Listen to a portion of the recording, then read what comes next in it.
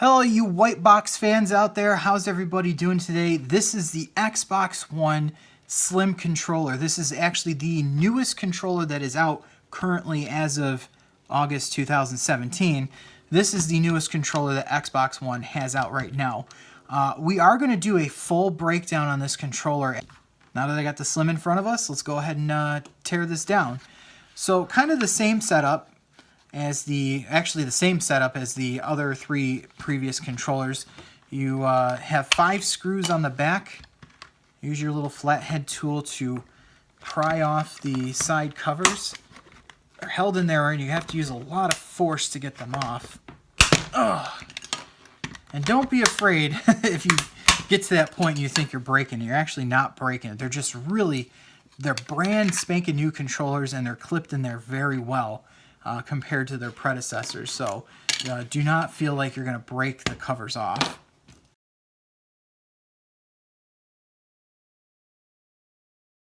The 5th screw is hidden on your security, not your security, on your serial number sticker back here. It's right in the middle. Just want to poke right through. And once that's out, you can go ahead and leave the screw in there. The sticker will keep it in. You can go ahead and lift this front cover off. And one thing, it's not really much of a notice, but this is different compared to the 2nd gen, the Elite, and the 1st gen. The front cover actually comes down and around that top buttons bar like this, where on the Slims, this is all one solid piece now. So there you go. That's one thing that had changed as far as the outer cosmetics. The second thing they changed is now the port for the 3.5mm jack doesn't stick through. This is actually all one big cosmetic cover now, so you don't have to worry about reslotting that. But very easily, the easiest thing to determine if this is a Slim or not is because of this. If you look at this and you notice this is all one big bezel here instead of, stitching down, that's how you can find out. So you go ahead and take that top cover off. I take the joysticks off because they will get in the way. Now, one thing, I'm not going to do it on this one, but they did redesign the top buttons bar. Microsoft still kept that same concept, but now shortened this down because now you have this whole big faceplate and made this more of a lock so that these bars don't break now. I have yet to see an Xbox One controller with a bad top buttons bar on the Slim, and I may have just jinxed myself because usually when I say that, that's when they start coming in. But they redesigned this, and then when you open up the back cover, it's just like the 1st gen. It just slides right off. There's nothing holding it together. There's not a lot of force. It's just really easy to pop right out. Now, actually, I don't even need to tear this whole thing apart here. I'll leave it to this point. You still have to deal with the 3.5mm headphone jack just sitting in there. It's just like that on the Elite as well as the 2nd gen. It's just a little component that sits in there and it's pressurized by the analog board when you screw it in, and as well as the pin. But what's different is now they only have one set of pins going to the main board.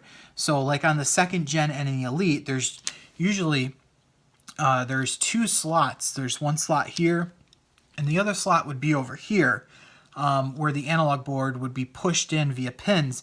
But now they actually got rid of this one on this side and now only have one in the middle of the board. Let's just do it. Why not? I did say I was going to do a full breakdown on it, but let's go to the main board and see.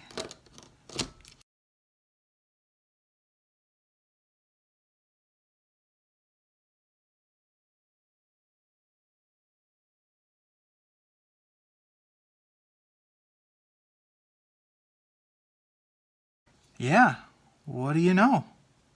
And here's where I was telling you, see how that pin spot, it usually is, there's one here, and then obviously the one in the middle, but they did away with the one over there, and there you go. That's how it gets pushed in. So that is your Xbox One Slim, and then of course your 3.5mm headphone jack just sits in place, and that gets pushed into your metal spots here on the other side of the analog board. So 1, 2, 3, 4, 5, 6 screws yet again hold the main board in place. You can see a little bit different design on the main board compared to the other 3. I mean, I didn't break down the Elite to show you what the main board looks like, but it really isn't much different than the first gen or the second gen. This is actually quite different now that I'm looking at it.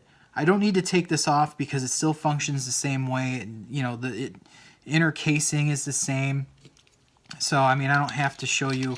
It's none different than in there. I'm going to go ahead and lift that wire up. I'm going to put this back in. And once again, just make sure that you're seating that in properly. Go ahead and push that in. It doesn't snap, but you can feel it, you know, go right in.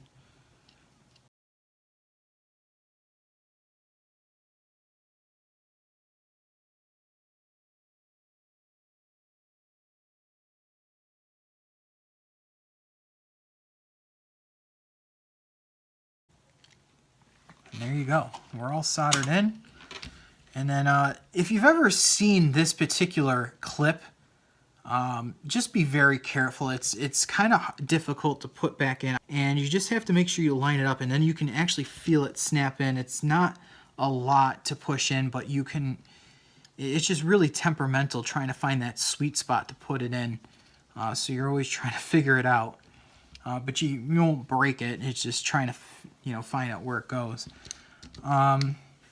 I'm going to go ahead and put the joysticks back on the analog controls here.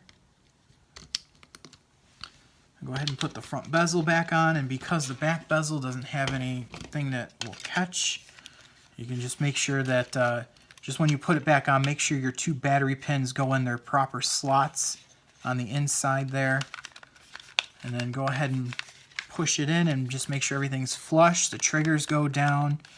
You don't want to make sure you don't want the triggers to hang up before you or after you screw them, because then you have to actually unscrew everything and reseat it.